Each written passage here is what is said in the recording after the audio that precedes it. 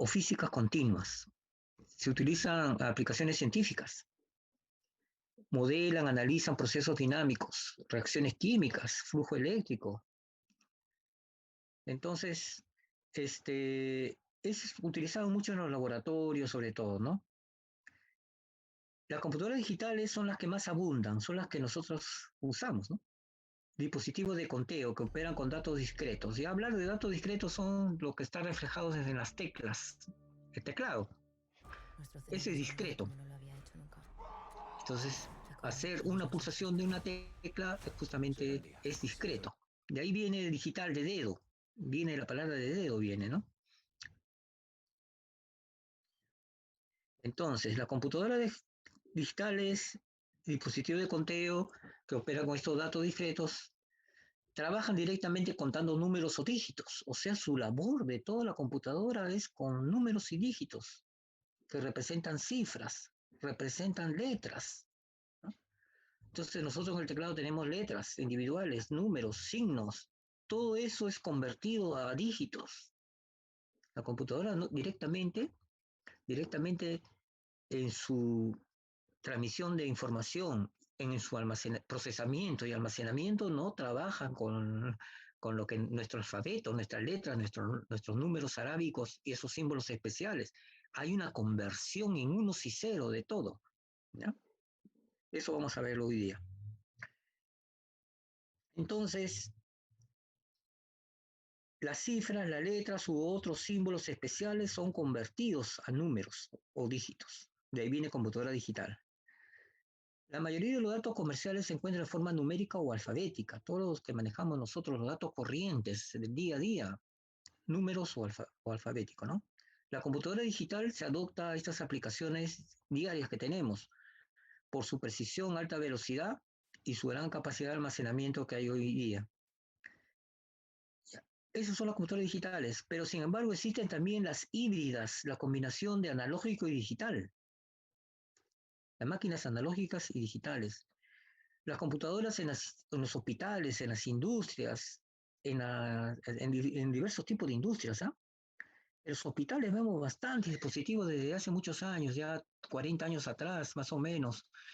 Ya aparecieron las computadoras híbridas, las mezcladas con sus pantallas, por ejemplo, en las ecografías, en las radiografías digitales que hay ahora, ¿no? Pero sin embargo manejan ondas, manejan también analógico, que son ondas, y manejan también lo que es digital, que son respuestas de números, lo que es la medida del corazón. O sea, vemos ahí dispositivos de pantalla, los pulsos, salen curvas gráficas analógicas continuas, pero sin embargo también salen los valores en dígitos. Ese es híbrido. En las fábricas también. En las fábricas existen bastantes computadoras híbridas, analógico-digital. Los ingenieros hacen los controles con esas computadoras, ¿no? Sobre esas máquinas especiales, ¿no? Pueden haber visto ustedes muchos dispositivos así híbridos. En la industria aeronáutica, los aviones manejan bastantes computadoras y tienen justamente teclados y tienen también controles de magnitudes continuas. ¿Qué controla la magnitud continua en un avión? La temperatura, la presión de la cabina, ¿no? De los pasajeros y del piloto, ¿no? Todo eso es controlado. Entonces, es una computadora híbrida, las computadoras híbridas que hacen eso. La Real Academia define la palabra digital proveniente del digitalis del griego, ¿no? De la palabra griega, que significa dedos, ¿no? Relativo a los dedos. La cibernética es una palabra electrónica que es el arte de construir, manejar aparatos y máquinas que mediante procedimientos electrónicos efectúan automáticamente cálculos complicados y otras operaciones similares. Son definiciones clásicas que tenemos. Ahora entramos a las generaciones de las computadoras. Acá muestro 5. ¿Ya? Miren, sobre esto hay mucha diversidad. ¿Ya? Hasta el siglo pasado, la mayoría de los textos definen así 5 generaciones, ¿ya? Le podemos explicar por qué hablan de octava, novena, décima, onceava generación. Vamos a ver. La primera generación, en forma simple, ¿se acuerda que vimos los dispositivos en la clase pasada, con gráficos, los inventores, cómo progresaron, cómo trabajaron, ¿no? Corta. De 1945 a 1958, la base electrónica era de tubos a vacío. La electrónica estaba en esa época con tubos a vacío, nada más, como focos, ¿no? Ahí pasaba un circuito y se cargaba ahí, se cargaba y ahí se podía reconocer el valor, 1 o 0. Entonces, como componente electrónico principal, sus tiempos de acceso a la velocidad en milisegundos. Las tarjetas perforadas que mencionamos, la entrada por lotes, ¿no? O es decir, las tarjetas, se escribía una sentencia de programación en cada tarjeta, una línea de datos en cada tarjeta, se llenaba, ¿no? En una máquina especial se perforaba y se ingresaba y la computadora lo leía, lo tabulaba, ahí siempre el holiday, ¿no? Tabulaba significa juntar todo y eso ingresaba ya traducido al programa almacenado de que se trata de un programa o se trata de datos también. El lenguaje de máquina. El lenguaje que se utilizó en la primera generación es el primer lenguaje que hasta ahora se utiliza.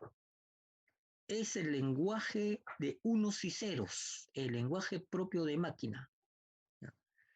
El que Charles Babbage, ¿no? Hace casi 200 años, él predijo que se tenía que utilizar el lenguaje binario, que es el lenguaje en base 2, es el lenguaje del funcionamiento de las computadoras. Vimos también por vistas el lunes pasado, grandes computadoras manuales, eran grandes, se manejaban con los cables que se tenían que colocar, ¿no?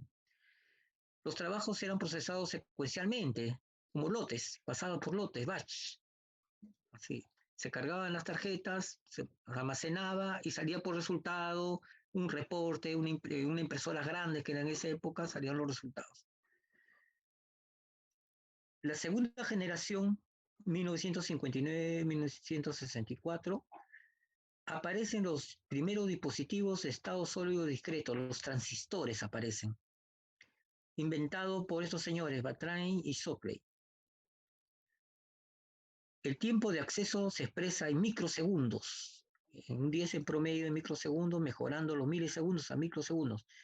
Y la memoria principal para almacenar los datos era en anillo de ferrita. ¿Ya? Vamos a explicar esto brevemente. Aquí era pasada nada más así, como una máquina de fábrica por lote en la primera, pero en la segunda ya tenía memoria para almacenar la información en un enjambre de cuadrícula, como un cuaderno cuadriculado que vemos las líneas cuadriculadas. En cada intersección de esa cuadrícula había un anillo de hierro, de ferrita, por eso de ferrita y hierro, un anillo pequeñísimo de ferrita. Entonces, en esos alambres que se cruzaban pasaba corriente. La corriente era ordenada de un sentido y ese anillo ferrita con corriente, campo magnético en cada anillo. Y campo magnético positivo, una orden para grabar el campo magnético positivo es grabar el 1. Un campo magnético negativo para grabar el 0 en el anillo. Entonces, cada anillo retenía una información de un 1 o un 0. Un 1 o un 0 retenía ahí la información. Y eso era la memoria de anillo de ferrita.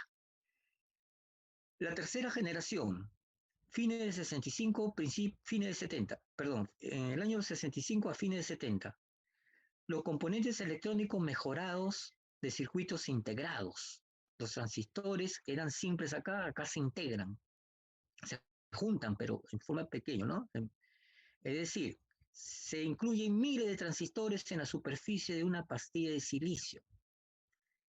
Entonces, una pastilla que hasta ahora se utilizan, ¿no? Ahí se integran, se juntan los transistores. Estos reemplazaron las memorias de los núcleos o anillos de ferrita. Anillo de ferrita o núcleos era lo mismo, ¿no? Magnéticos. Y empezaron las tecnologías de los chips, la SSI, integración a pequeña escala, 1000 transistores en un circuito de una pastilla, la tecnología LSI, que están las iniciales de la palabra en inglés, integración a alta escala, hasta 65.000 componentes en una sola pastilla. El tiempo de acceso llega a los 100 nanosegundos. En esa época aparecen los discos magnéticos, que vamos a ver después los discos magnéticos, permitiendo el acceso directo a los archivos de datos muy grandes. Se introdujeron el concepto de sistema operativo generales, que hasta ahora se utiliza, ¿no?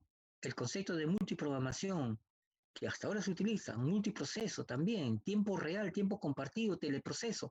Esta fue la generación que fue muy desarrollada comparada con las dos anteriores. Se emplearon lenguajes de programación estructurados. Ahí. Tercera. Se perfeccionaron los compiladores, que son los traductores, ¿no?, de los lenguajes de alto nivel, PL1, Algol 68, etcétera, ¿no? Este fue la máquina IBM 360, la que era el típico ejemplo de esta generación. Entonces, recordando qué cosa es un compilador, un traductor, estos lenguajes de alto nivel porque está cerca a nosotros, a lo que programamos. PL1 en esa época, Algol 68. También el Fortran estuvo en esa época. Fortran, el COBOL, lenguaje de programación. Alto nivel porque tenían sus reglas y nosotros programamos. Cuando se introducía en la computadora, lo traducía, entonces el traductor era el compilador, otro programa. Y a un lenguaje de alto nivel lo traduce a uno de bajo nivel. El de bajo nivel es el lenguaje de máquina. El que funciona, el que hace la ejecución, es el lenguaje de máquina. Hasta ahora funciona así, ¿eh?, los computadores, el de alto nivel y el de bajo nivel. Vamos a ver acá. Bueno, la cuarta, fines de 70 hasta hoy, la quinta del 82 hasta hoy, paralelas, cuarta y quinta lo dicen autores de libros, después vamos a ver la diferencia de las otras generaciones.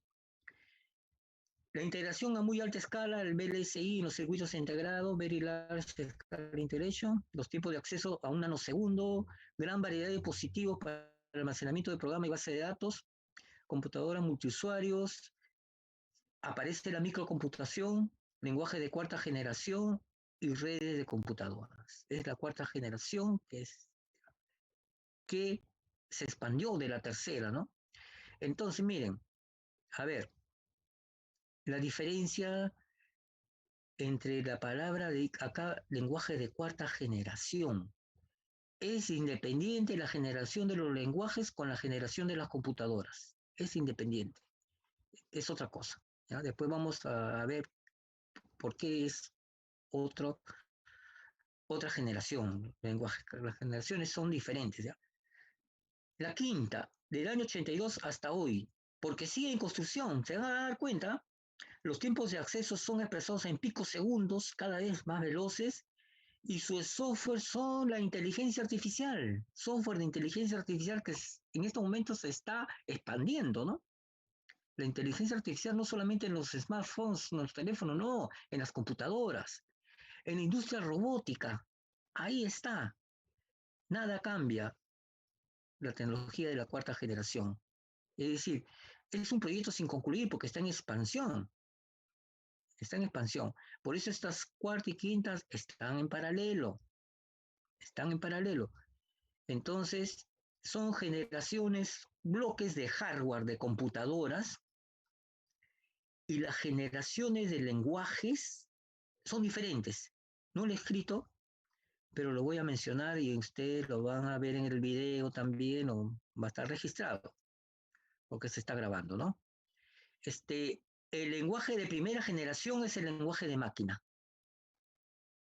El lenguaje de segunda generación es el de alto nivel. El alto nivel es para nosotros Fortran, COBOL, Algol, el que después se traduce, ¿no? Se traduce con el compilador. Acá también está el PL1, el Algol. Ese es lenguaje de segunda generación. Entonces tenemos primera generación de lenguaje es el lenguaje de máquina. Perdón, este lenguaje de alto nivel, que hemos visto acá, que está cerca al cliente, a nosotros, los usuarios, es un lenguaje de tercera generación. No está escrito acá el de segunda. Disculpen nomás la secuencia. La primera es lenguaje de máquina. La segunda generación de lenguajes es el lenguaje ensamblador, para que los lenguajes de tercera generación no vayan difícilmente a convertirse al lenguaje de máquina de frente. Primero pasan a un ensamblador, que el ensamblador sí recién pasa al lenguaje de máquina. O sea, por la velocidad, la primera generación es el lenguaje de máquina. El segundo es el lenguaje ensamblador. El tercero es el lenguaje ya de nosotros que manejamos. Hasta ahora hay lenguaje C, Java, son tercera generación.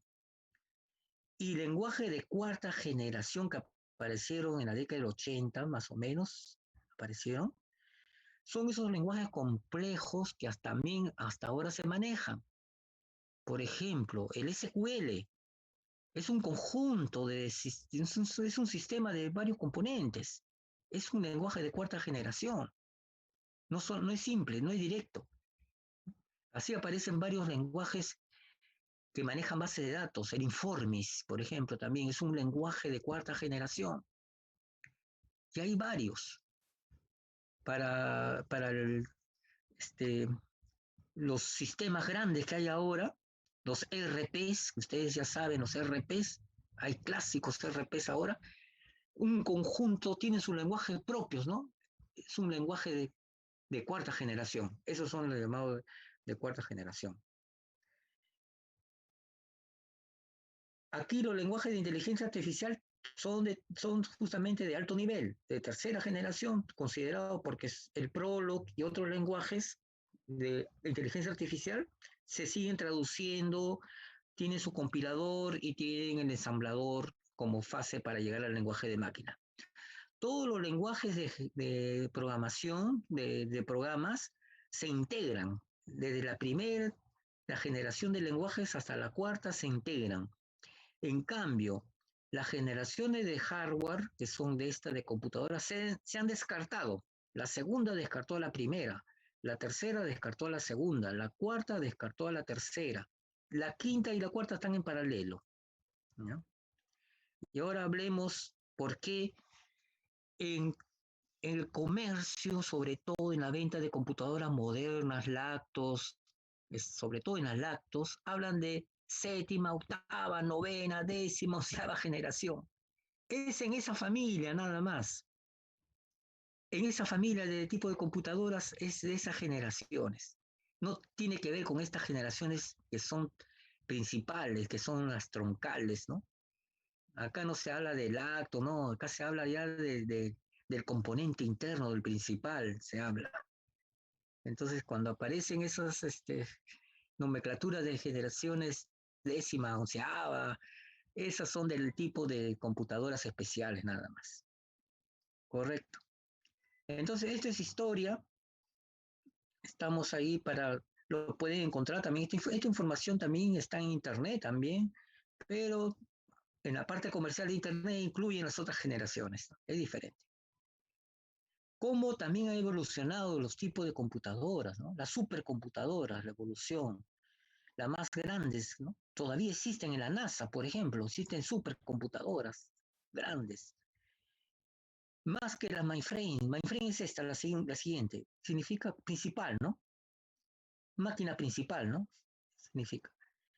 Acá por la cantidad de palabras, que vamos a ver qué cosa es una palabra en computación y vamos a ver qué significa big también. Es muy importante saber lo que es big y byte, porque vamos a nosotros el curso de base de datos saber manejar esas nomenclaturas de big bytes, ¿no? Entonces esas son las computadoras que tienen los CPUs paralelos, ¿no? Varios CPUs.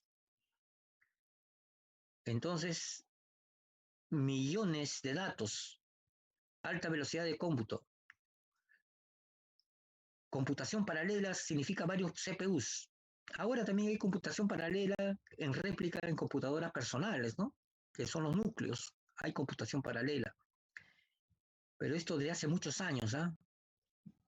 Uso en grandes proyectos aeroespaciales, planta de energía nuclear, pronóstico de tiempo, etcétera. Ahí se utilizan estas supercomputadoras. Estas son las grandes computadoras, los mainframes, se usan en grandes corporaciones, se acomodan un número mayor y más variado de unidades periféricas, quedan muy pocas. Estas ya ha habido una evolución ya prácticamente ya desaparecieron estas computadoras mainframe. Lo que han surgido, vamos a decirlo al final. Mini computadoras también ya desaparecieron, pero su evolución, ¿no? ¿Cómo evolucionaron, no? Uso de propósito general, que significa científico, comercial, uso para lenguajes científicos, lenguajes comerciales, procesar dos o más problemas al mismo tiempo y paralelo, se puede, perdón, utilizar una gran variedad de dispositivos en desuso también. También las computadoras grandes están en desuso. Las microcomputadoras, esas ya no se llaman micro, ahora son computadoras, porque así aparecieron con el nombre de micro en los años 80, justamente la cuarta generación. Esta es la industria del cemento, la industria más grande que hay ahora, de rápido crecimiento. Se usa uso personal, todos tenemos una computadora personal, en uso comercial en las empresas y en redes que hacen las empresas, ¿no? Y varían de modelos portátiles hasta lo más grande. Por eso hay una sustitución de estas computadoras grandes y mini computadoras. Los servidores, ¿no? Las, todas las empresas manejan grandes servidores. En la UNI tenemos en el ORCE, los servidores ORCE, para manejar toda la información académica. Ya no tenemos computadoras mainframes, teníamos antes, hace años teníamos computadoras, hace muchas décadas, pero ahora todos son ya reducidas, pero ya no son pequeñas, sino tienen la misma característica de computadoras grandes, ¿no? Los elementos de CPU están contenidos en una pastilla, nada más ahí, reducido, y basados en microprocesadores de varios núcleos actualmente y otras tecnologías modernas. Ese es el gran desarrollo que ha habido y está actualmente, ¿no? Pero ya se rompió el nombre de micro. Se han roto las barreras de los tipos de mercados marcados anteriormente, perdón. Al siglo pasado sí se diferenciaban, existían, pero ahora ya no. En este milenio ya todos son de este tipo ya, nada más. Una computadora pequeña tiene la misma característica de la grande, es así como la aparición de los servidores que, que hacen también funciones de las grandes computadoras. Las que existen todavía son las supercomputadoras grandes que maneja la NASA. Eso sí existe. Este supercomputadora y este segmento final son lo que existe. Lo que desaparecieron fueron estos, las computadoras grandes y las microcomputadoras, y la mini computadora, perdón. El CPU. Esta palabra muy conocida, ¿no? El CPU viene de estas palabras en inglés, unidad de procesamiento central. Ahí está subrayado. Procesador o CPU. Es el elemento del sistema computarizado responsable de ejecutar instrucciones, ¿no? O sea, ejecuta todas las instrucciones programadas, los programas, los procedimientos del usuario, de nosotros, y también los programas internos que tiene la computadora, los incorporados. Todo ejecuta el CPU. Es un sistema completo de varios componentes, complejo, que actúan concertados para asegurar la ejecución, ¿no? De todo lo que nosotros está programado, ¿no? Que está escrito en el lenguaje de programación. Como un subsistema, ustedes saben que la palabra subsistema es una parte de un sistema grande. Ese subsistema lo podemos visualizar en 5 componentes principales: la memoria, el procesador, la unidad de control, la unidad aritmética y lógica, los registros y los canales. Componentes de un subsistema, vamos a ver, porque interactúa estos componentes principales actúan con el CPU. La memoria retiene las instrucciones y los datos entre el procesamiento y las operaciones de transferencia, o sea, donde se retienen las instrucciones en la memoria del computador. Ahora están medidas en gigas, ¿no? En la memoria RAM, 4 gigabytes, 8 gigabytes, eso es lo que tenemos corrientemente en nuestra computadora para poder funcionar, ¿no? La unidad de control. Esta planea y coordina las operaciones del procesador. El procesador es el CPU. Es decir, actúa como si fuera el corazón del subsistema, enviando impulsos eléctricos para secuenciar, poner orden. Hace sincronización, marca el tiempo y hace el control de todos los componentes. Es decir, es la unidad de control, como su nombre indica. prácticamente es el corazón, ¿ya? Y esos impulsos eléctricos que hay adentro se usan para señalar a cada componente cuándo empieza su ciclo de trabajo y cuándo concluye. La unidad de control recorre una serie de etapas para cada instrucción del programa que esté en marcha. Cualquier falla se detecta por la unidad de control, muy importante.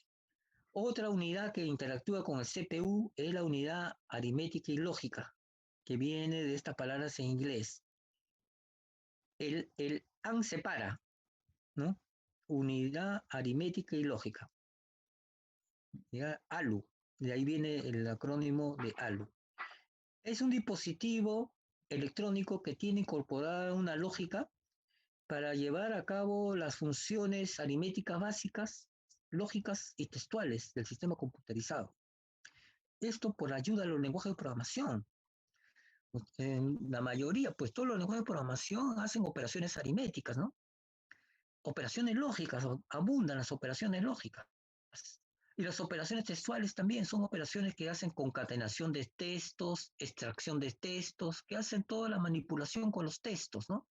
Esas son controladas por el ALO. Los registros son memorias pequeñas, contienen ahí dispositivos especiales de memoria que sirven para retener temporalmente los datos mientras se está operando los datos con la ALU. Mientras los datos están operando con la ALU, entonces retiene los datos que entraron a la operación y esperando el dato de respuesta, digamos, ¿no? Entonces son más pequeños que la memoria porque retiene también, son registros. Los canales son dispositivos del hardware que transfieren información entre la memoria del procesador y los otros componentes principales del componente, la interfase y el banco de datos. Entonces los canales son como los caminos, las vías que conectan los elementos. Esos son los canales, ¿ya? Entonces aquí ven una palabra interfase sin S, porque existe la palabra interfase con S, la más conocida, ¿no? Interfase. Y la palabra interfase con C está registrada también en la RAE, en la Real Academia Española, que es especialmente para la computación. Justamente es pasar de una fase a otra fase en la computación, en las computadoras. Y la palabra interfase también en lenguaje natural es de irse de un lado a otro lado, hay una interfase, ¿no? Entonces, eso sí también escrito porque es interfase para computadora. Y el banco de datos, los discos. Entonces, esos son componentes que vamos a ir viendo, reconociendo poco a poco. A ver, ¿cuál es una interfase? A ver, vamos a ver. Interfase, la pantalla, el teclado, son interfaces, el mouse es interfase, la impresora es interfase. Entonces, justamente es el medio donde se pasa, ¿no? Por el teclado pasamos a la parte central de la computadora para el procesamiento, al CPU. Por la interfase de la impresora del CPU, ahí con la memoria, con la unidad de control, ordenando para que salga la información de salida a la impresora. Con el mouse, los clics característicos del mouse, izquierdo y derecho, son impulsos que se dan. Justamente, es una interfase porque ese impulso va a pasar como una orden interna para la computadora, ¿no? Por eso se llaman interfaces. Entonces, los canales son las vías para transferir información. Ahí viaja la información, los canales. Los dispositivos periféricos, acá aparece otra palabra, miren. Dispositivos periféricos es lo mismo que interfase, ¿eh? También, ¿eh? Dispositivo. Esto es como dispositivo, viéndolo como elemento físico. Y esto es, claro, como un elemento lógico. Este es un elemento lógico. Y esto viéndolo como un elemento físico ya real, ¿no? Dispositivos periféricos ligados a un canal. Por eso, periférico, ¿qué significa periferia? Alrededor. Son todo lo que está alrededor del CPU, de lo que está dentro de la computadora del CPU. El mouse, la pantalla, el teclado, el disco, la impresora, el escáner, todo eso son dispositivos periféricos. Como dispositivo, como elemento de hardware, algo físico. La interfase se parece, ¿no? Se parece a la interfase, un medio donde va a pasarse dos fases, pero esto es como se dice, el medio existe para pasar, pero acá ya lo recalca como ya algo real que existe, como un dispositivo, aquí. Ligado a un canal, entonces los canales ligan a los dispositivos en un puerto específico, en un punto específico, perdón, llamado puerto, es puerto. Y por cada por posee una entidad única llamada dirección. ¿Qué cosas son los puertos en las computadoras? Justamente es el lugar donde se conectan los USB, es el mouse. El mouse USB se conecta en un puerto ahora, ¿no? Ese es el puerto, la conexión ahí. El USB antiguo también tiene su puerto, ¿no? También el cargador de electricidad para la laptop tiene su puerto ahí de cargar. Es el lugar donde se conecta la conexión, la impresora también, ¿no? Entonces, en una computadora normal, grande, con su caja, su teclado, su monitor, su pantalla, ahí sí vemos cables más grandes, ¿no? Más gruesos y también el puerto con varios pines. En el laboratorio académico, acuérdense, para enchufar ahí, conectar el teclado, para conectar la pantalla, existe una conexión ahí de varios pines. Eso justamente es donde va a ir la información. Ahí se va a conectar. ¿Qué es lo que hace un puerto? A ver, un puerto existente con barcos. Los barcos se acercan a los puertos ahí, puerto del Callao, puerto de Chimbote, Mollendo, los puertos Marcona, los puertos más grandes que hay acá en el Perú. El comercio. Los barcos llegan y en el puerto, ¿qué hacen? Descargan, hacen su descargo de toda su mercadería que han traído, o si no, embarcan la mercadería para ir a exportar, la importación y exportación. Entonces, igual hacen las computadoras en los puertos, sus puertos ahí donde se conecta el USB, el mouse USB, la impresora, la consola, todo. Ahí se conectan, hace la conexión de carga y descarga de información. Ahí se va a cargar información y va a descargar. Por eso que es un punto muy importante el puerto, reconocido así en la computadora. Y tiene su dirección única llamada CABER, una entidad única llamada dirección que reconoce. Un concepto de dirección en el hardware es el lugar que reconoce que se trata de un mouse, se trata de un USB, se trata de una impresora, de un escáner. Entonces ya lo tiene controlado, ya esa es la dirección. Igual como en nuestras casas, tiene una dirección, ¿no? Tiene un número en la casa, tiene el nombre de la calle, el nombre de la avenida, esa es una dirección, es algo que se reconoce, ¿no? Esa es la palabra dirección, que mucho también se emplea acá, que vamos a emplear, ¿ya? Y ahí nos alejamos del hardware y lo vamos a ver también en vistas, vamos a ver acá, vamos a entrar al PowerPoint una vez.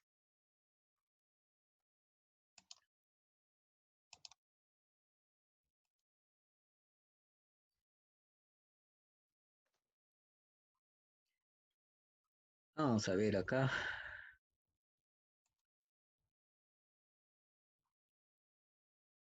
Ya, hacemos clic derecho, opciones de puntero, puntero láser para nuestro puntero. Ya, acá tenemos una placa base, ¿ya? Así realmente se ha tomado una foto, ¿no? Miren los componentes, ¿no? Acá está la memoria RAM, acá está la memoria RAM. Ahí tiene varias denominaciones ahí, ¿no? Ahí podemos ver ahí los componentes, pues, ¿no? Está en inglés, lo podemos buscar acá. Miren, tienen bastantes elementos electrónicos, ¿no? Unidos ahí. Tienen muchos elementos, algo real. Si han visto una placa cuando se han desarmado un computador, ahí está el BIOS, ahí. El USB tipo 2, acá, vamos a reconocer acá, este para mí es el CPU, acá. Bueno, Entonces tenemos así un complejo de elementos del cual esto es físico, ¿no? Es físico, es real. Bueno, acá tenemos las pastillas del CPU que Intel y otros fabricantes lo hacen, Core 2, Core 2 y 3 y 4, perdón, y 7 y 9 hasta ahora que está saliendo. Y acá está, miren, ¿no? Sus elementos de la pastilla, ¿no? Ya sabemos. Ya. Miren, esto es físico, real, la placa base en las computadoras, ¿no? Con sus elementos. La palabra físico. Y este diagrama es lógico. ¿Se dan cuenta la diferencia en la palabra físico y lógico? La palabra lógico significa que cómo es el funcionamiento de esos elementos, ¿no? Entonces, este diagrama lógico representa el funcionamiento. Acá tenemos las unidades de entrada y salida, la unidad de memoria RAM, la memoria ROM, tenemos el CPU, la unidad central del proceso, que tiene incluido su aritmética y lógica, la unidad de control, los registros, ¿no?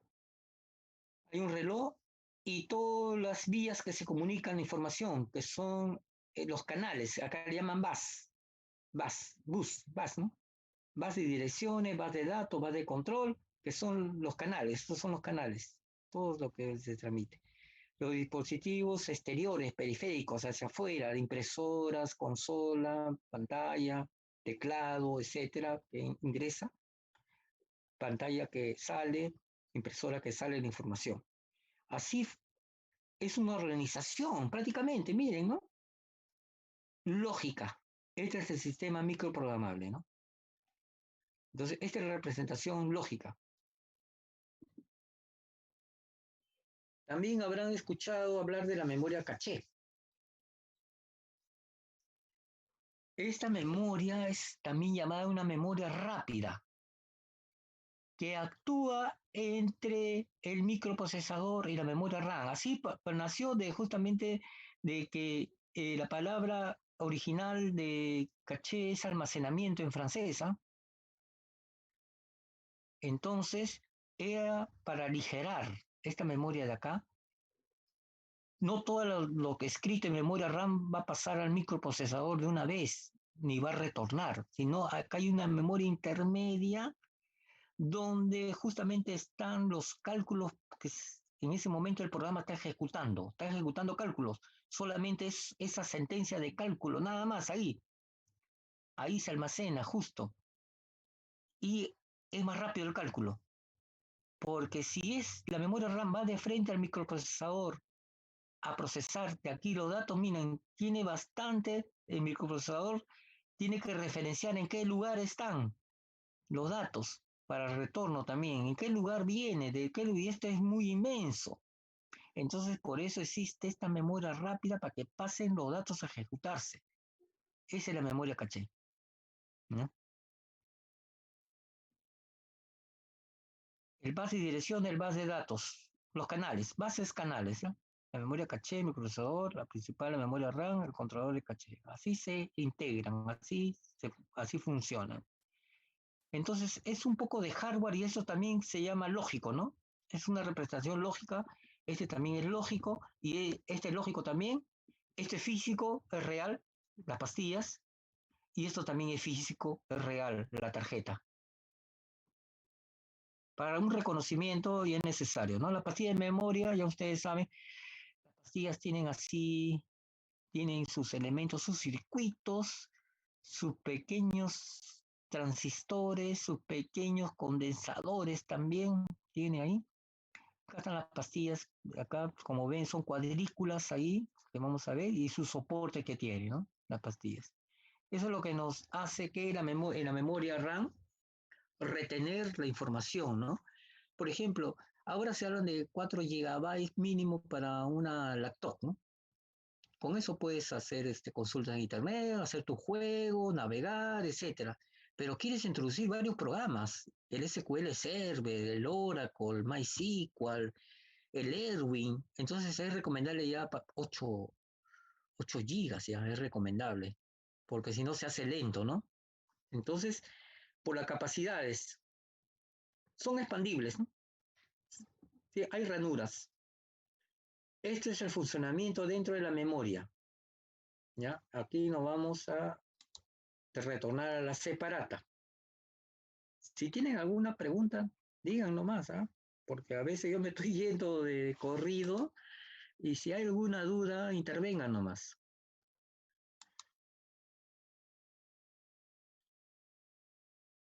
Acá anotamos.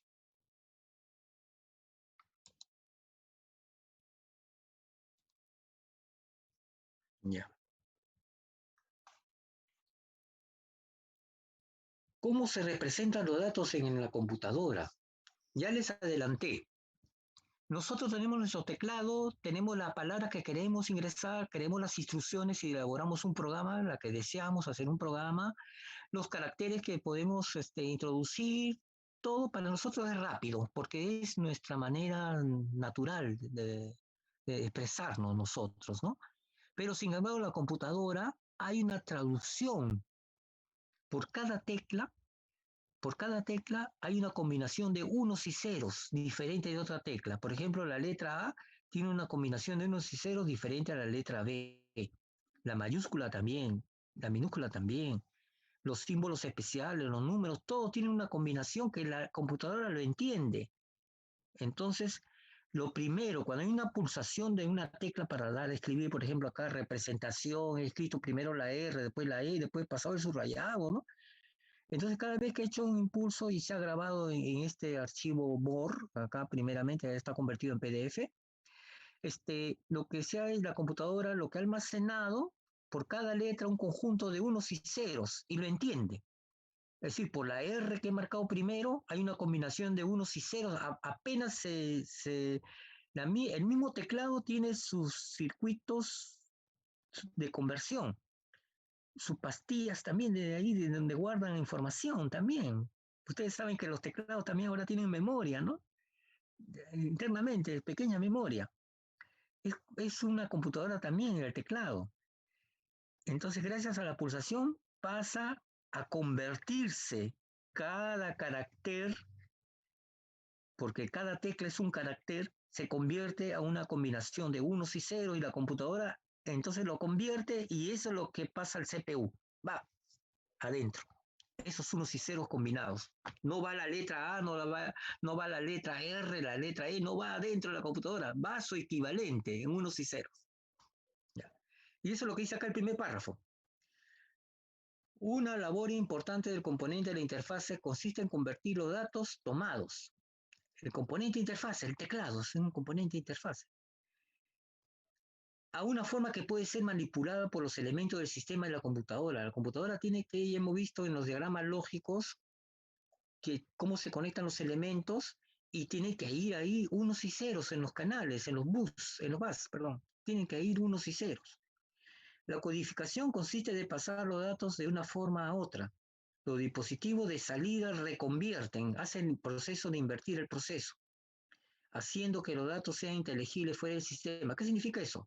Nosotros ingresamos todos estos caracteres, estas palabras al computador con el software respectivo, BOR, ingresamos y los convierte en unos y ceros. Y al revés, para la salida, para la pantalla, para ver todo esto que estamos viendo, hace una reconversión. De los unos y ceros los reconvierte a las letras.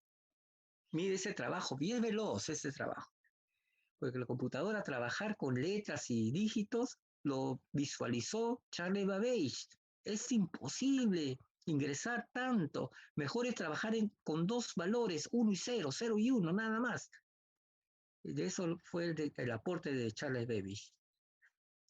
Para una computadora puede procesar datos y estos han de encontrarse ya codificados en forma binaria. Entonces tiene que traducirse, todos estos caracteres se traducen adentro en forma binaria. Binario quiere decir que el código está basado en la existencia de solo dos estados posibles, uno o cero, ¿no? El uno o cero es binario, nada más. Los circuitos de la computadora solo tienen que manejar dígitos binarios, ¿no? En lugar de los dígitos decimales. Entonces, todos los circuitos también. Eh, la pasada de corriente de circuito también es un curso, ¿no? Un curso de la carrera, ¿no? algo de electricidad, también es el ingeniero industrial. Entonces, hay una parte de los circuitos que son para computadoras que son los llamados circuitos lógicos. En cada paso de corriente se va a hacer un equivalente a un estado 1 o 0 en binario. Los circuitos binarios, llamados así también. ¿Ya? Entonces debe codificarse en forma binaria, pero eso lo va a hacer el computador. Binario quiere decir que solamente existe el 1 y el 0. Los circuitos de las computadoras solo tienen que manejar los dígitos binarios. Ahí viene bits. La palabra bits viene de dígitos binarios. Viene bit. Que el bit en inglés también es pequeñísimo, ¿no? Pequeño, es bit. Poco, pequeño, ¿no? Pero este viene, esa BI primera viene de binario.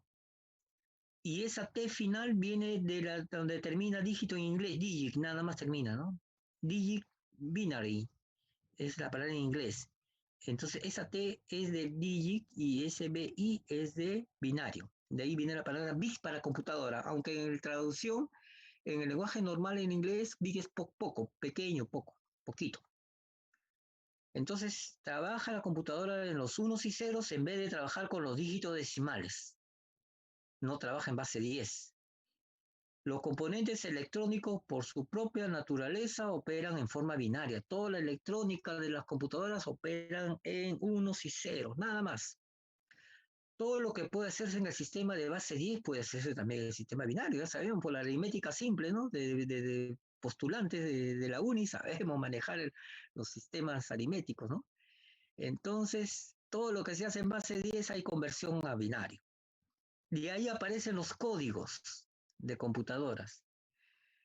La mayoría de las computadoras utiliza una versión codificada de verdaderos números binarios para representar los datos. Todas las computadoras, no la mayoría. Los códigos son el BCD,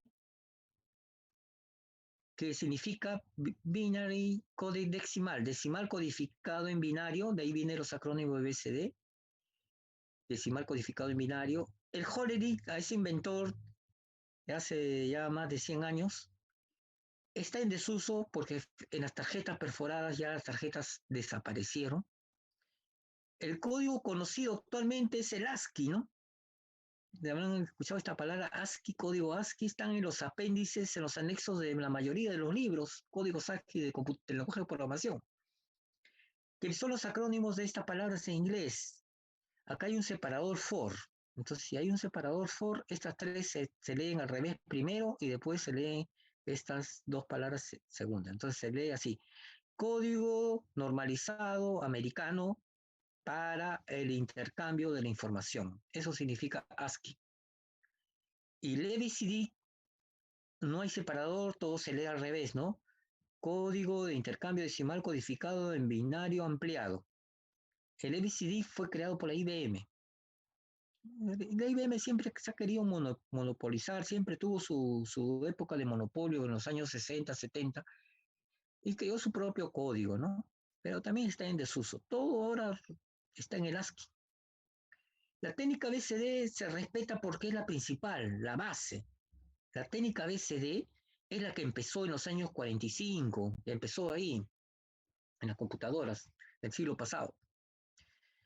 Es posible convertir cada número decimal en su equivalente binario, en lugar de convertir el valor decimal entero a su forma binaria pura. ¿Qué significa esto? A ver, acá lo vemos más abajo. Por ejemplo, el número 202 en base 2, por las divisiones sucesivas es 1, 1, 0, 0, 1, 0, 0, 1. ¿Se acuerdan de las divisiones sucesivas? Dividimos 202 entre 2 y ese cociente se sigue dividiendo entre 2 y ese otro cociente sigue así hasta que el resto sea menor, ¿no? ¿Se acuerdan? Entonces se reconstruye el número al revés, ¿no? Empezando del último resto hasta el primero. Entonces ahí este es puro, un binario puro. Quiere decir que si este número así de unos y ceros para en base 2 para ponerlo en base decimal, hacemos la descomposición polinómica, ¿no?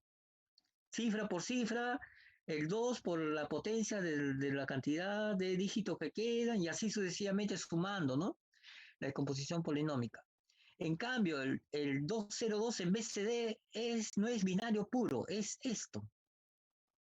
Vamos a ver. Por ejemplo, en los primeros años, el número decimal 0 es 0000. El número decimal 1 es 1 en base 2. Correcto. El número 2 traducido en base 2 es 1, 0, ¿no? 1 por 2 más 1. Esos son los lugares, esas son las potencias, ¿no? 2 a la 0, 2 a la 1, 2 al cuadrado, 2 al cubo. El número 3 es 1, 1 a base 2. Tiene los ceros de izquierda, que vamos a ver por qué han puesto, ¿no? El 4 es acá en esta posición, de 2 al cuadrado, acá 1 y acá el resto 0. El 5 es el 4 que es este, más 1, 5. El 6 es esta posición de 4 más esta posición de 2, 6, convertido a binario. El 7 es el anterior más el 1 en la parte entera acá, en la parte, perdón, en la primera parte. Entonces ese es el 7. El 8, ahí por eso se utilizó 4, ¿ves? Porque el 8 es 1 por 2 al cubo, 8. Y el 9 es el 8 más el 1.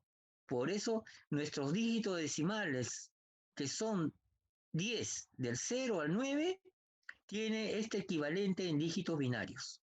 1 por 1, ¿no? Tiene ese equivalente. Por eso que se utilizó el cuarto, ¿no? Y acá tienen valores 0 a la izquierda, ¿no? Pero porque estos dos últimos utilizaron el valor octavo, y acá con 0 y acá con 1. Entonces son cuartetos, ¿eh? Por cada dígito decimal hay un cuarteto. Entonces, el BCD dice, no guardarlo un número que va a ser tratado en la computadora como binario puro, sino cifra por cifra a su conversión binaria. Por ejemplo, el 2 es este de acá, 0010, ese es el 2. El 0 del medio es el primero, 000, un cuarteto de ceros. Y el último 12 es como el primero, 0010. Miren, esa es la técnica BCD, traducir dígito por dígito a binario. En cambio, el binario puro es diferente, porque esto sí es todo condensado, ¿no? Esto necesita descomposición polinómica para reconvertirlo, ¿no? Este no. Acá no hay descomposición polinómica, sino que ya para la computadora dice, este es el 2, este es el 0 que está ingresando la persona, este es el 2 que está ingresando la persona. Así lo trata la computadora. ¿Ya?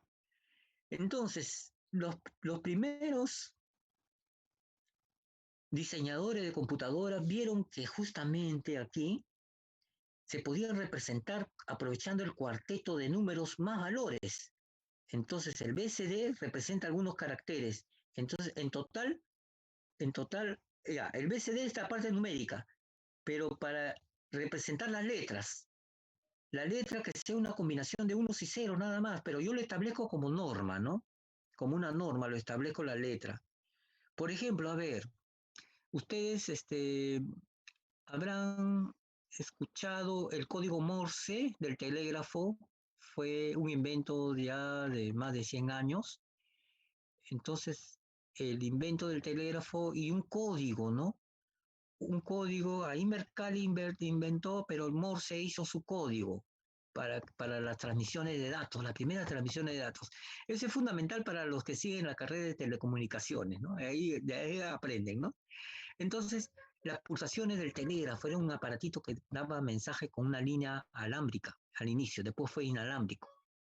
Entonces, existía para la letra A un punto y una raya. Significa una pulsación, un punto significa una pulsación rápida y una raya una pulsación reteniendo más el dedo, un poco más larga.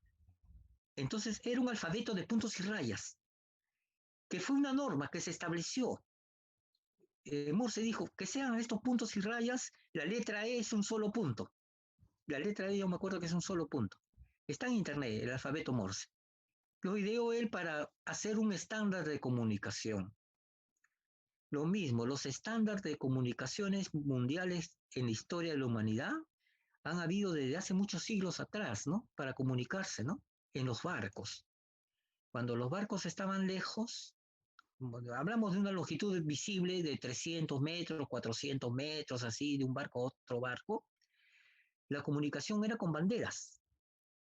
Y salió también un alfabeto de la posición de banderas con las manos de los marineros qué significa la letra, ¿no?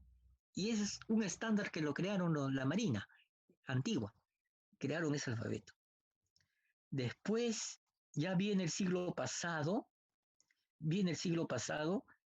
y en los primeros aviones que viajaban de noche existían sus focos con titileos, o sea que se prendían y se apagaban, el titileo. Entonces, a veces las primeras comunicaciones de los aviones con los aeropuertos, la radio fallaban. Estoy hablando de los años 30, 40. Y existía esa luz de titileo, parecía el telégrafo, que resplandecía y era un alfabeto también, un titileo, ya se sabía, el que visualizaba sabía lo que estaba diciendo, ¿no? A una norma creada por una persona. Así igual, el BCD se ha creado así. No hay regla científica aquí, sino que los primeros creadores de la computadora dijeron, el 2 que sea mejor así, el 0 que sea por separado, que en vez de tratarlo en binario puro. Entonces, dijeron, bueno, acá tenemos 4 lugares. Vamos a aprovechar, porque dijeron así, mire, no hay las combinaciones todos unos, no hay las combinaciones todos unos.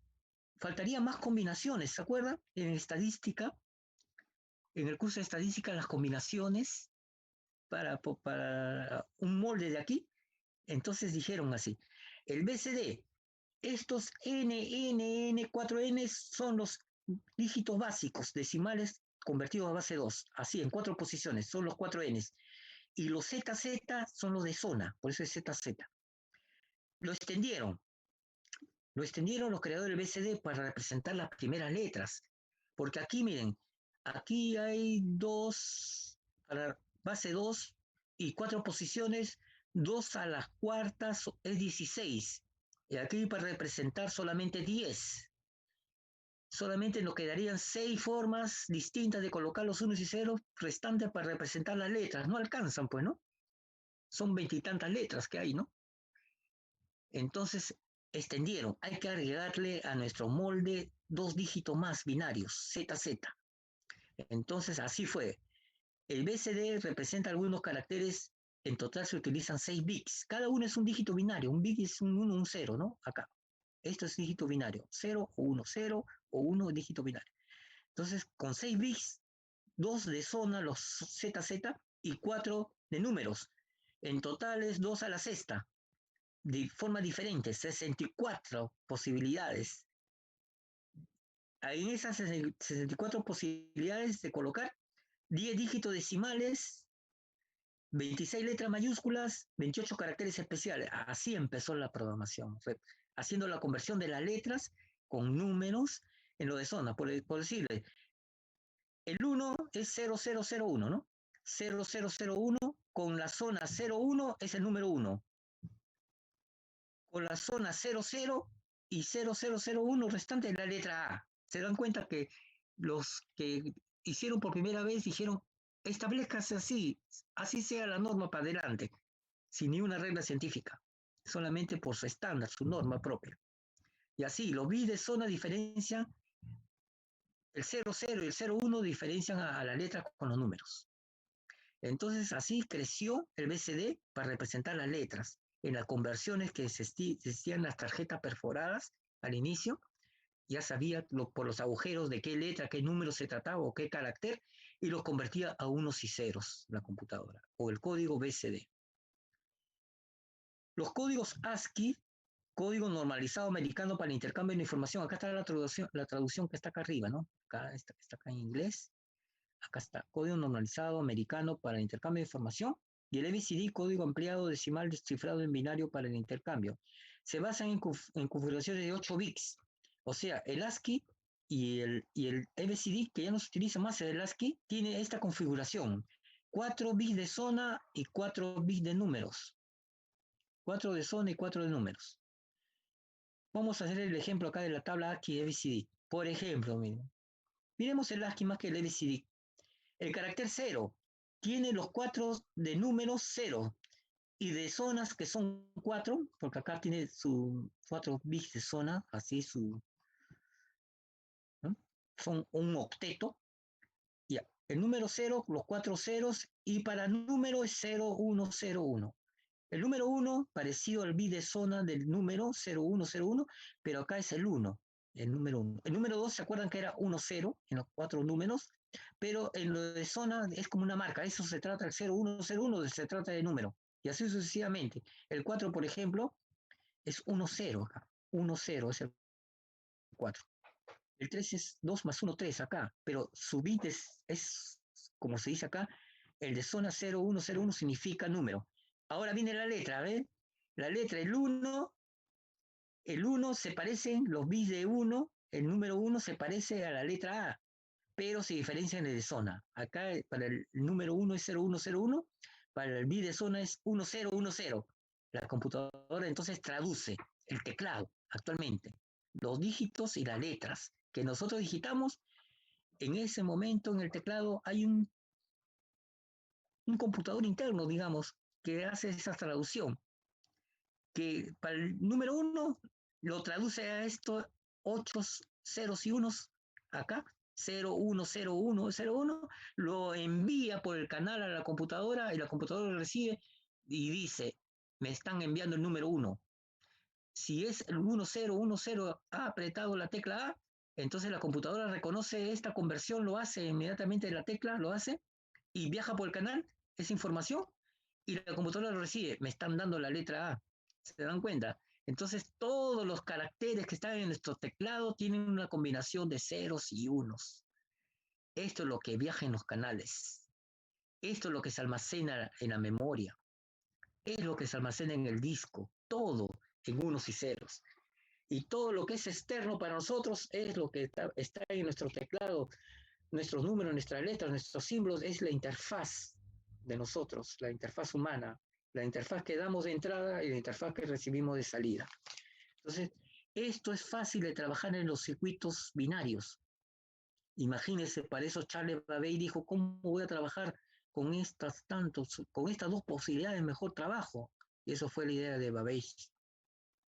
Entonces, así son los códigos, ¿ya? De ahí viene esta configuración de Z, Z, N, N, N, la actual que se utiliza, 4 de zona y 4 de número. ¿Cuántos bits hay? 8 bits. Hay 8 bits, ¿no? Que son dígitos binarios. Al haber 8 bits en totales, acá, 8 bits, a esos 8 bits se lo denomina byte, la palabra byte. De ahí viene la palabra byte. Un byte es un octeto de bits o es un carácter. Es lo que significa la palabra byte. Byte es un octeto de bits, son 8 bits, o es un carácter. Y un carácter, ustedes saben, es una unidad, ¿no? Lo que está en el teclado representado. A ver, ahora entramos acá a, a describir más sobre cómo se almacenan los datos dentro de la computadora. Es muy importante porque la base de datos parte de esto, parte de los datos que se almacenan internamente. Hay un conjunto de formas lógicas que se pueden agrupar los bits de la memoria para su procesamiento lógico. Acá se habla también de procesamiento lógico, procesamiento real, que es el físico. Generalmente se organizan en palabras. Mire, si nosotros damos letra por letra, es esto, ¿no? Damos letra por letra, pero si ya damos un conjunto de letras, es una palabra. Para la computadora también es una palabra, es un conjunto, así. Es como si en el lenguaje común es una palabra. Por palabras viajan, ¿ya? Más rápido. La memoria principal del CPU se divide en celdas para almacenar la información. O sea, el CPU en su pastilla, en su memoria, la memoria que tiene, la memoria principal ahí, que va a interactuar, está guardada en celdas, ¿no? La memoria del procesador puede escribirse como una tira larga de celdas del mismo tamaño. Y cada una está diseñada para contener exactamente una unidad de información y posee una dirección única en el sistema. Eso vamos a verlo con un gráfico. Como muchos apartados de correo, que ya no hay los apartados de correo de las cartas que tenían un rectángulo, perdón, unas cuadrículas donde se ponían las cartas en los apartados, o lo que vemos en los casilleros, por ejemplo, los casilleros de estudiantes. Es un grupo de casilleros y cada uno tiene su dirección, sus números, ¿no? Su identificación. Es igual, igual, así están separados, ¿no? La memoria está separado en elementos iguales, pero con su dirección. Su dirección es su número unívoco. Unívoco significa que es único, ¿no? Una dirección, una identificación única, para que no se equivoquen, ¿no?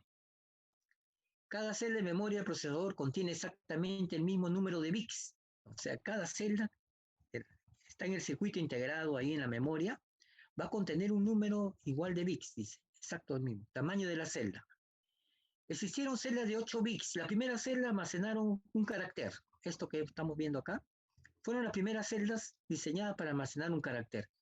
Pero después ya la computadora dispone de celdas mayores que se denominan orientadas a las palabras ya.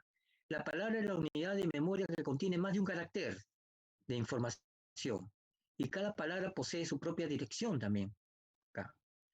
Hay palabras de 16 bits que son 2 bytes por palabras, o sea, 2 por 8, 16. Un byte tiene 8 bits, por 2, 16 bits. De 32 bits, 4 bytes por palabra, 4 por 8, 32 bits. De 64 bits de computadoras actuales, son 8 bytes por palabra.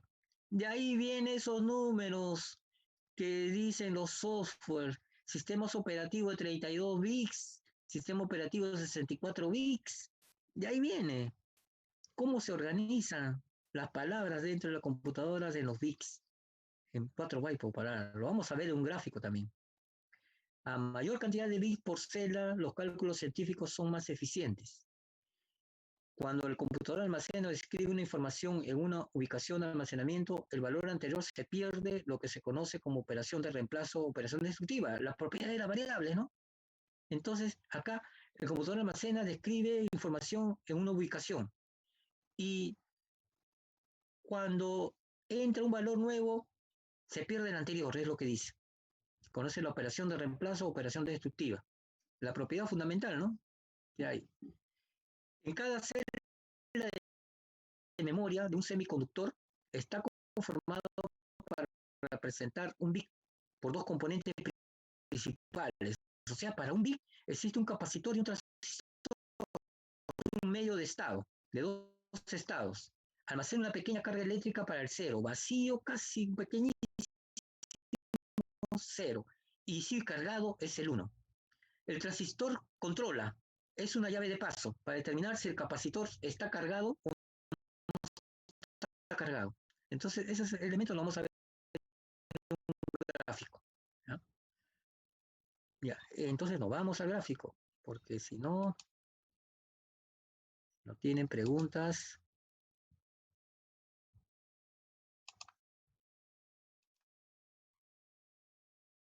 ¿Ah?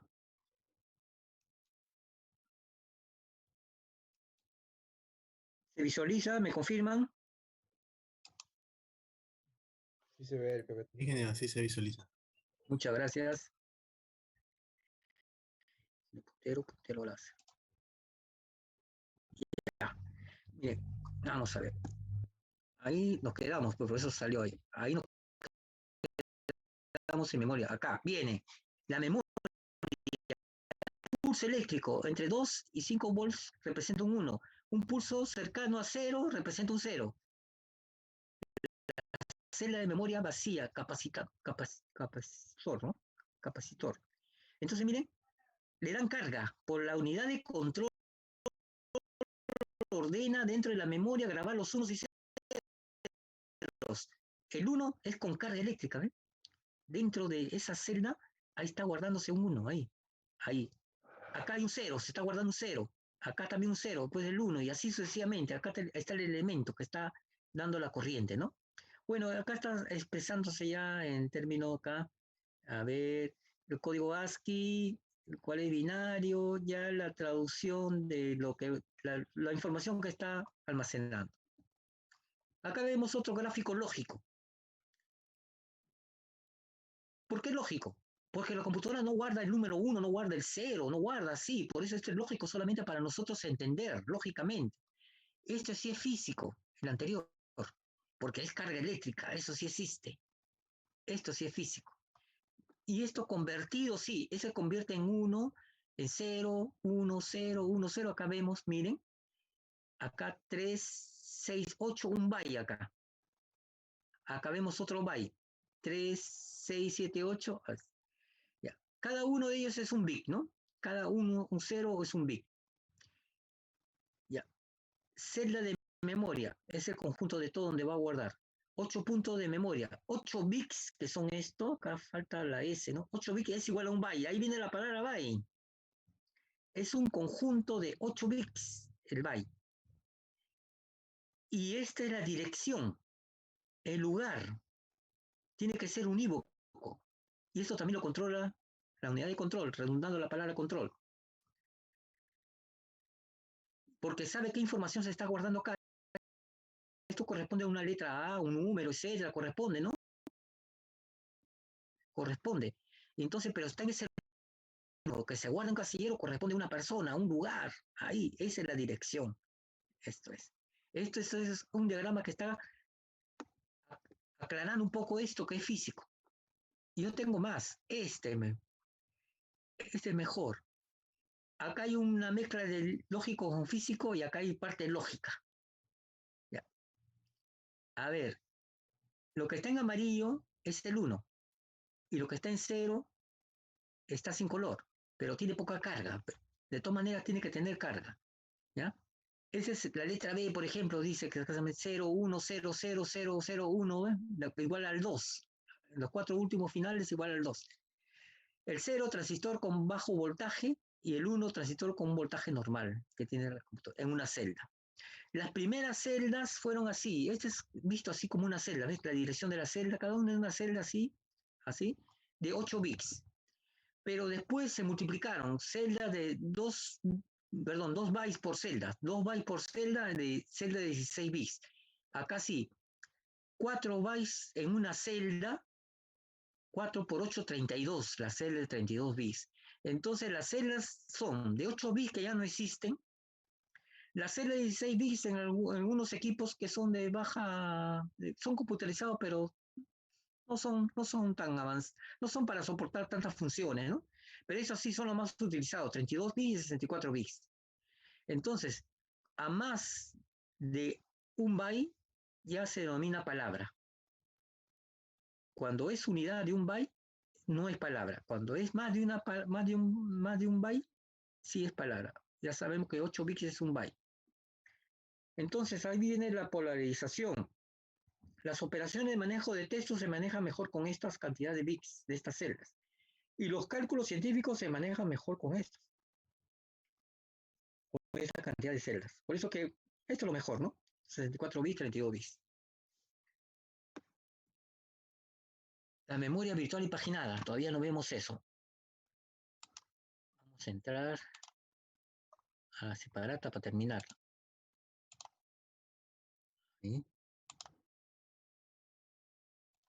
Ya. Vamos a ver la tecnología, cómo ha variado. En la actualidad, las memorias están grabadas electrónicamente en pastillas de silicio, los chips, muy pequeñas, ¿no? Y cada chica ahí tiene como se dice, sus cuadriculados ahí donde van a ponerse los bits, sus celdas, perdón. Tiene sus celdas de igual tamaño, como una hoja cuadriculada que nosotros tenemos en un cuaderno, igual, así tiene, pero miles, miles, miles, ¿ya? Y ahí en cada celda se almacenan 2 bytes o 4 bytes o 8 bytes, que ahora en la mayoría se almacenan 8 bytes en una celda, en un cuadradito se almacenan ahí. Y cada uno tiene su dirección, su lugar, para saber la computadora dónde se está almacenando la información. También llamados semiconductores porque la carga eléctrica es pequeñísima. Conducen electricidad únicamente a respuesta a cierta condición de calor, luz o tensión. O sea, la electricidad es bien baja, ¿no? Otras variables. Cuando conducen corriente eléctrica están activadas y cuando no la conducen están desactivadas. De modo que pueden representar las condiciones de 0 y 1. Ya hemos visto en el diagrama físico de ahí, de la corriente ahí, ¿no? ¿Cómo ha evolucionado? Miren, desde la cuarta generación de computadoras. En una pastilla en el 71, el siglo pasado, perdón. En esa misma década avanzó bastante. Después, en la década del 80, medio millón de bits en una pastilla, 92, 1.700.000, 96, 3 millones, así 97, y ahora ya miles de millones. Sigue avanzando de bits. Por eso existen estos prefijos ISO, miren, para manejar la cantidad de grandes, ¿no? Los bits. Los prefijos ISOs que nos ayudan a nosotros son el kilo, el mega, el giga, el tera, peta, hexa, yocta, etcétera, ¿no? Acá ya sabemos que el kilo, según la norma ISO, 10 al cubo, 1000, mega, 1.000.000, 10 a la sexta, giga, 1000 millones, 10 a la novena, y el tera, 1000 gigas, cada vez se va multiplicando por 10, ¿no? La siguiente, ¿no? La siguiente acá. Pero hay diferencias, ¿ah? Hay diferencias, porque el kilo, megabytes, gigabytes, hablamos ahora de disco de capacidad y de memoria de los gigas, ¿no? De los gigabytes, ¿no? Hablamos. De los discos hablamos de teras también ahora, hablamos de terabytes. Pero no es exactamente, es aproximado, no es esto, ¿eh? Ese es el ISO fijo, es así, en pesos y medidas. El ISO es norma, ¿no? Es la norma de pesos y medidas. Sí, esto es en peso, sí, 1000 para el kilo, mega, sí. Para la computación hay una aproximación, ¿ah? ¿Eh? Vamos a ver si lo tengo. Vamos a ver un ratito. Si lo tengo, lo comparto. Si no, es tema de la próxima clase. 114. Vamos a ver.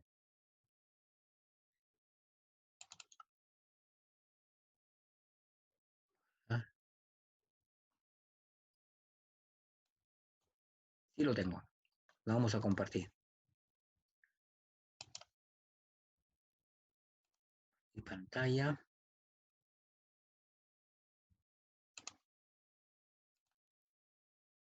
Ahí está, miren. El kilo en el ISO es 1000.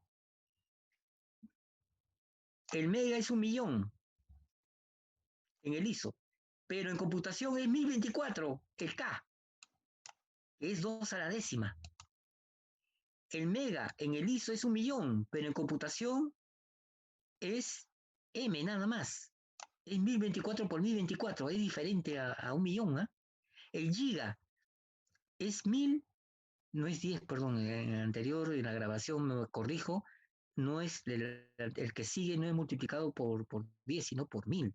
El que sigue, el giga son 1000 megas, el tera son 1000 gigas, el que sigue, 1000 por megas, 1024 por M de acá. Es decir, en computación se utiliza esta nomenclatura. Y en el ISO se utiliza esta nomenclatura. En el ISO. Vamos a verlo más grande. Vamos a verlo en formato, fuente. No responde. Ahí está. Vamos a verlo. 22. Ahí está. Grande, ¿eh? Ya lo ven. 1000 kilo, 1024 en la computación. Se aproxima. ¿Por qué? A ver. La cantidad de bits que hay en una celda, 8 bits, la celda básica. 66, perdón, 16 bits, 2 bytes por una celda, perdón, 2 bytes son 16 bits, 4 bytes son 8 por 4, 32, 32 bits. Van en potencia de 2.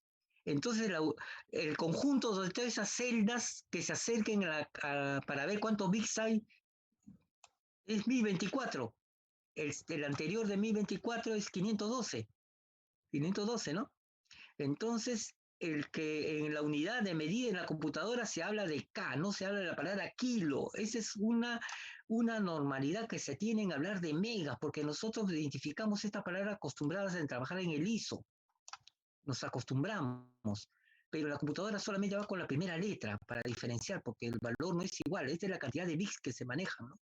1024, el giga 1024 por M da un número acá 1024 por 1024 por 1024.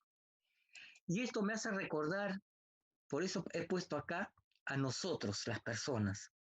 Nosotros, miren, somos número binario, somos uno actualmente.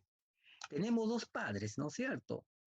Y nuestros padres tienen también 2 padres. Hay 4 abuelos que tenemos. Y los abuelos tienen también, miren, se duplica. Bisabuelos, 8 bisabuelos, tatarabuelos, se duplica, 16, tras tatarabuelos, 32, pentabuelos, 64, exabuelos, 128, hectabuelos, 256, se va duplicando, 512, de ahí sale hasta el 1024, el árbol genealógico, ¿no? Eso hace recordar estos números de acá, que esto es el K de medida en la computación de los bits que pueda haber, ¿no? De los bits puede haber en la computación, ¿no? Entonces, de ahí nace, ¿no? Un K, para no hablar de números extensos, de capacidades. ¿Por qué se habla de 4 gigabytes la memoria RAM mínimas ahora para trabajar? De memoria RAM, 4 gigas. 4 gigas, entonces es 4 multiplicado por esto y por esto, ¿no? Por esto de acá. Para no hablar en bits, porque todo eso hablamos, esa memoria es un número inmenso para hablar, por eso nos simplifica. El sistema ISO nos simplifica, ¿no? Nos simplifica bastante el sistema ISO a nosotros para nuestros pesos y medidas, ¿no? Es algo razonable, lógico, cuando vemos nosotros las cargas, ¿no? Por ejemplo, vemos los camiones de transportes, de mercaderías, de productos, están en toneladas, ¿no? Un buque también se mide, el avión también su carga del avión de los equipajes en toneladas. No se va a hablar de gramos ahí, pues, ¿no? No se va a hablar de kilos, porque son unas cantidades inmensas, grandes. Ya se habla de aquí del sistema ISO, ¿no? Entonces, ahí en computación hay la aproximación y se interpreta mal la palabra completa, giga. Nosotros hablamos de gigabytes, no es esto, es esto. En hablar de giga es esta cantidad. Esa es la diferencia. Correcto. Si tienen alguna pregunta, vamos a pasar a la prueba de entrada. Vamos a ver. ¿No tienen preguntas?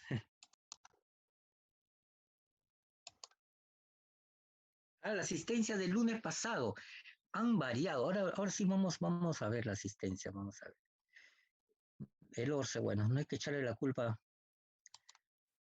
echar así nomás la culpa porque es malo echar la culpa, sino que qué ha pasado, ¿no?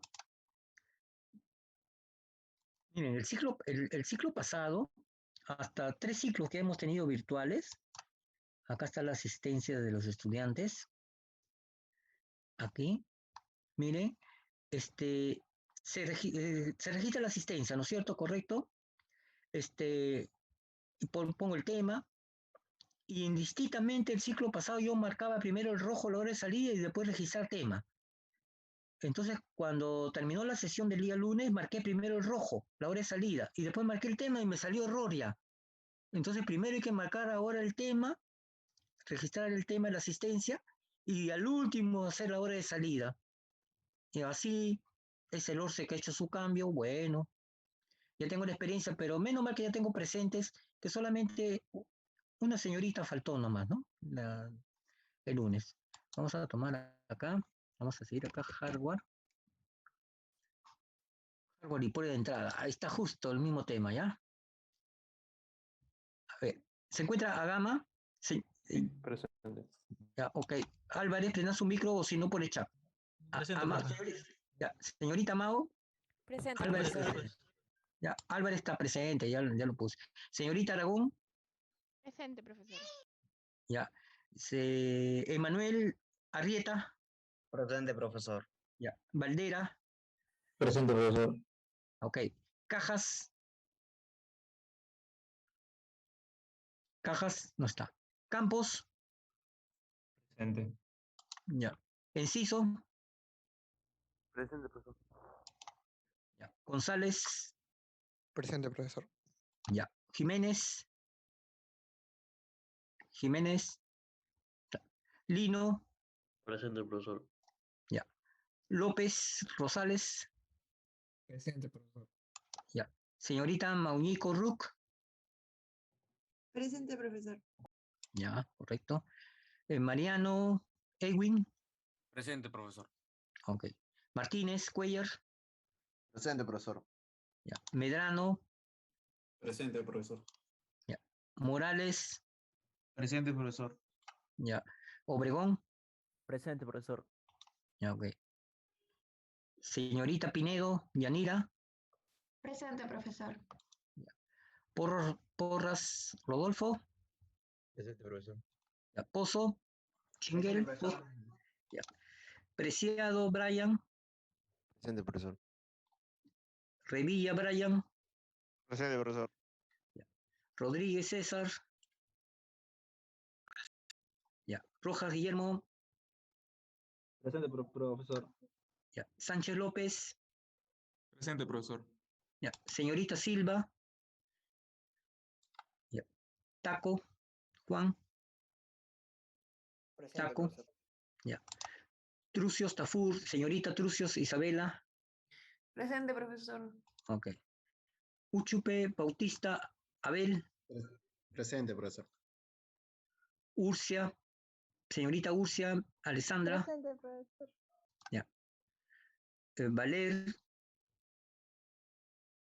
Valer Vaquerizo,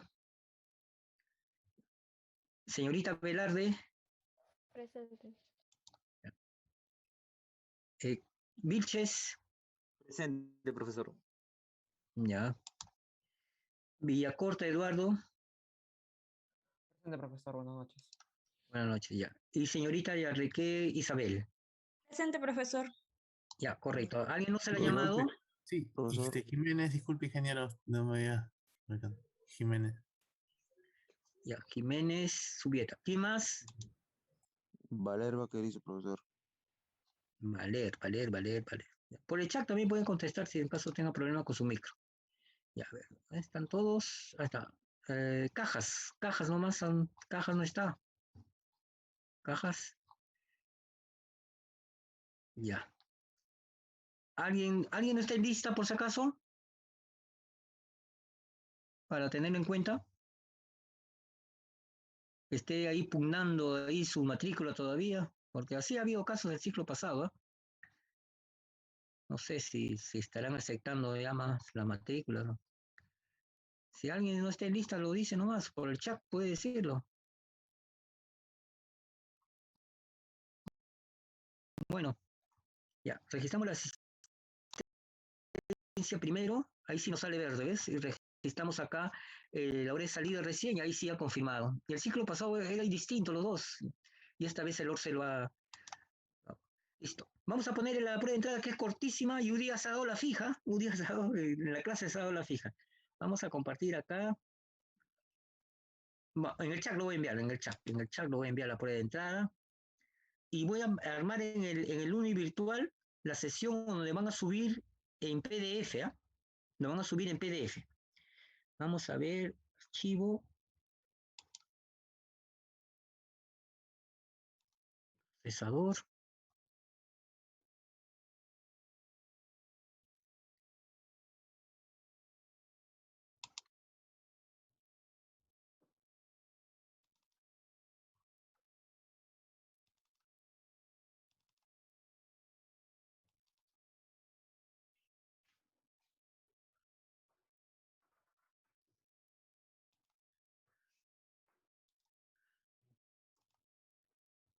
Ya.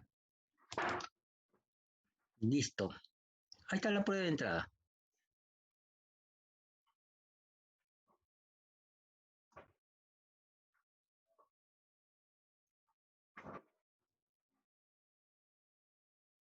Ya pueden ir resolviendo, pero lo suben en el Uni virtual en PDF, ¿ah?